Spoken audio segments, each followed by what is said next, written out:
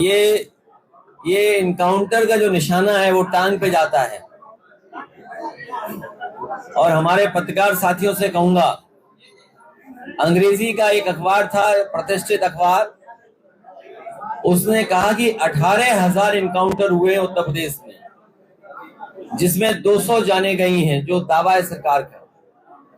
और बड़े पैमाने पर टांग में गोली लगी है या हाथ में गोली लगी है। इसका नाम दिया है हाफ इनकाउंटर या टांग पे गोली वाला इनकाउंटर।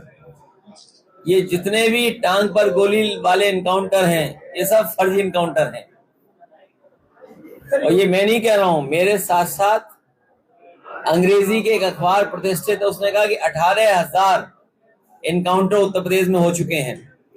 और कल ही मैं एक वरिष्ठ पत्रकार को सुन रहा था, वो कह रहे थे कि 10,000 इनकाउंटर हुए हैं ऐसे। और अगर इनकाउंटर से ही कानून व्यवस्था सुधर रही होती तो हमारे कंजौर के लोगों को बताओ, एक दलित बेटी को फांसी के फंदे पर लटकना पड़ा।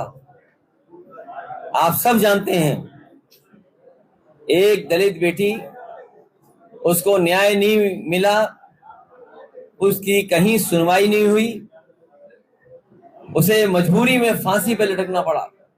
लेकिन ये बात भी है कि फांसी पर लटकी है कि लटकाई गई है, अभी भी उसका खुलासा नहीं हुआ है। फर्रुखाबाद में भी हमारे साथी जानते होंगे, 2 बेटियां लटका दी गई कि आत्महत्या हुई है।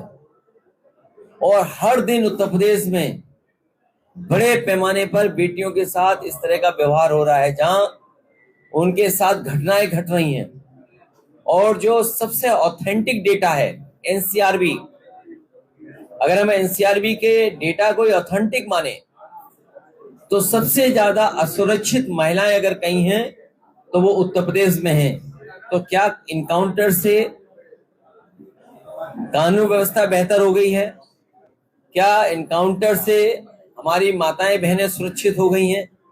और कल तो हद हो गई, स्मार्टफोन दिया सरकार ने और पंडाल के बाहर स्मार्टफोन छीन लिया बदमाशों ने।